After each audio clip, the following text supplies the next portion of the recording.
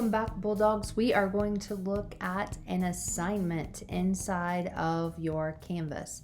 So you've logged on to Canvas, you're in your dashboard, you choose the class that you would like to build your assignment in, and then you're going to go to this hyperlink assignments.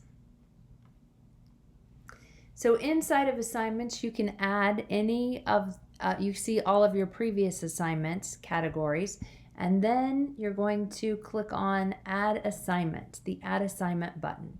You're going to give the assignment a name. So you might say Homework 2.1.1. So that's the title of my homework, and then I'm going to click inside of the box to be able to use any of my rich text editor options. I can just type directions. I can add that link, add a video, a picture, add an image, add an entire homework page, use my table, use my text editor. So I can do all of those things inside of here to build my assignment. You can choose how many points you would like for this assignment to be worth. You can choose the category that you would like to use, the assignments category, to display your grades based on points, GPA, percentage, complete or incomplete. So I'll just switch that to complete or incomplete so you can see what it looks like, but you'll want points for that. Do not count this towards a final grade as an option. Choosing the submission type is an option that you can do it online, you can do it on paper, or you can use an external tool. If you choose external tool, you're just going to click on that and then find the external tool if you're going to use Flipgrid in Canvas.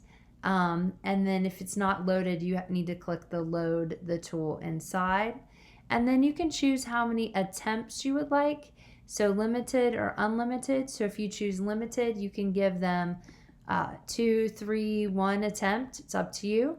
And then we will sync to Infinite Campus if you want this to go into your grade book in IC. So if you want to, and then you can choose the different groups that you would like for this to go to in your class if you have groups made, or everyone in this course.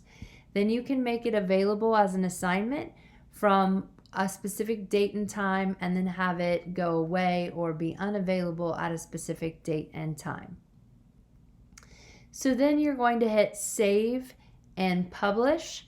You also have the option to notify the users that the content's changed, which you may want to click.